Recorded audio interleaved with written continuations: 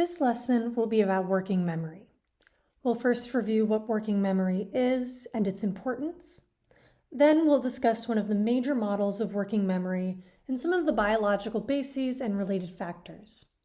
We'll conclude the lesson with a discussion of working memory dysfunction and disorders associated with that dysfunction. Working memory, broadly defined, is the ability to hold and manipulate information in your conscious awareness.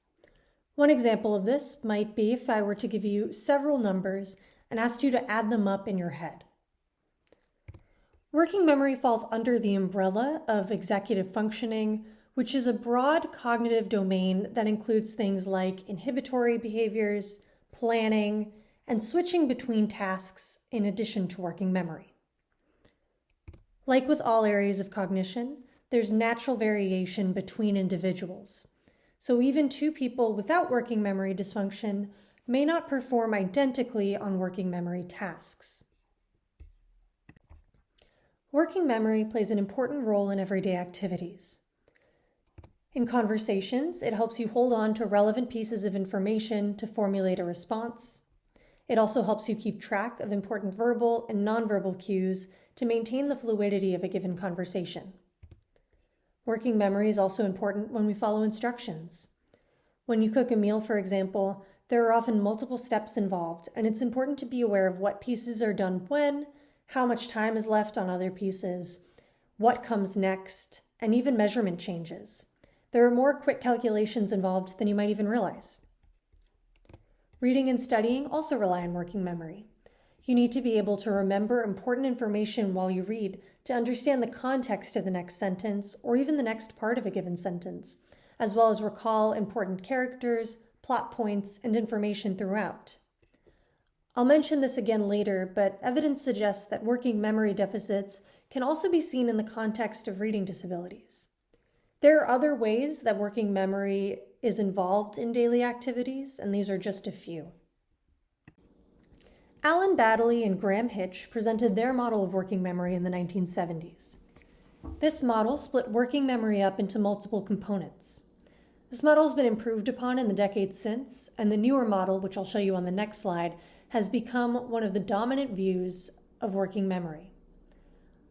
Although we won't be going into other working memory models as part of this lesson, I want to explicitly note that there are other working memory models that have been proposed. Take a second to look at the original model. Pause if needed.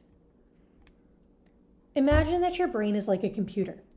When you're working on a task, you need space to keep all of the information that you're processing. On your computer, that's RAM. For us, it's working memory. Based on that, let's talk about the components of Baddeley's original model. We'll start with the central executive. This is the control center. It's in charge of attention and coordinates the other parts of the system. In our computer example, we can compare it to the central operating system, which controls task management, handles errors, and prioritizes how much attention to allocate to different tasks. The phonological loop to the right deals with things you hear, including things you hear yourself say, and stores that information temporarily. For example, if someone tells you what building and classroom to go into in your school, and you repeat it silently until you can write it down, you're using the phonological loop. The phonological loop may also play an important role in learning new languages and in acquiring new vocabulary. The visuospatial sketchpad to the left deals with things you see and stores that information temporarily. Information in the visuospatial sketchpad can be moved into the phonological loop through silent rehearsal. For example, if someone shows you a map of where you need to go in the building to get to your classroom, and you visualize that to get there, you're using the visuospatial sketchpad. This is Baddeley's updated model of working memory.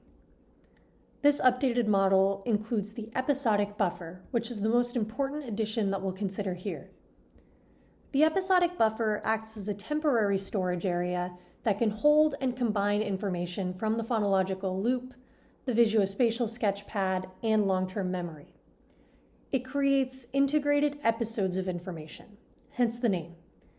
If a friend is telling you a story about their day, you're actively combining information about the story's plots, friends you know from previous interactions, as well as new people you haven't heard of, and how the places your friend's describing look.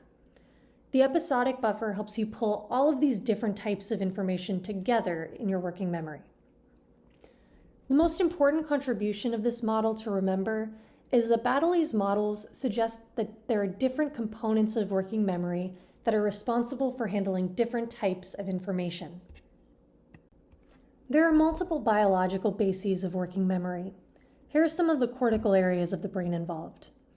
The prefrontal cortex, which is heavily involved in tasks of executive function, is one biological basis of our central executive.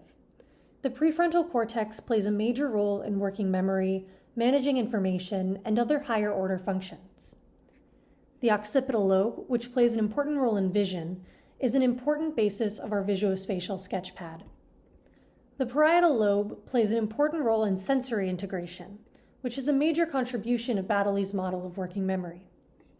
And language centers in the brain, like Wernicke's and Broca's areas, are important players in the phonological loop. These represent regions of the brain that are very spread out, and it emphasizes the fact that working memory requires a lot of systems working together in order to properly function. There are a number of factors that influence working memory, including but not limited to the ones shown here. As individuals age, working memory typically declines. That's not necessarily an issue. There are normal declines with age in many cognitive domains. However, sometimes these declines are more than what we would expect for typical aging, and in those cases, the decline may be related to disease and injury processes like dementias. Mental illness and stress can also negatively impact working memory. These effects can be modifiable in some cases and aren't necessarily permanent. Lifestyle factors can include diet, exercise, sleep, and other modifiable behaviors. Poor diet and exercise can lead to both chronic and acute effects on working memory, especially because of their relationship to cardiovascular disease and stress. Bilingualism is an interesting one up here because although being bilingual or multilingual is associated with better working memory, there may be a bidirectional relationship here. I mentioned earlier that working memory, especially the phonological loop component, may be an important aspect of acquiring a second language. It may be that being bilingual improves working memory, but better working memory may also make it easier for individuals to acquire new languages. Working memory dysfunction is associated with difficulty carrying out many day-to-day activities. Individuals with poor working memory may have difficulty following instructions, making mental calculations, they may struggle academically or with reading, and they may even have difficulty maintaining conversations. This is not an exhaustive list, and as we've seen, working memory may include multiple components and can influence a wide variety of activities. Because of how important working memory is, it may, or may not, depending on your perspective, be surprising how many disorders and diseases are associated with working memory deficits. Many of these are not age-related. These are only a handful examples, but while diseases like Alzheimer's and Parkinson's are both associated with working memory deficits and may be more expected, you can also see that there's a relationship to disorders like ADHD, learning disabilities, especially reading disabilities, and disorders like anxiety and depression. This concludes our review of working memory.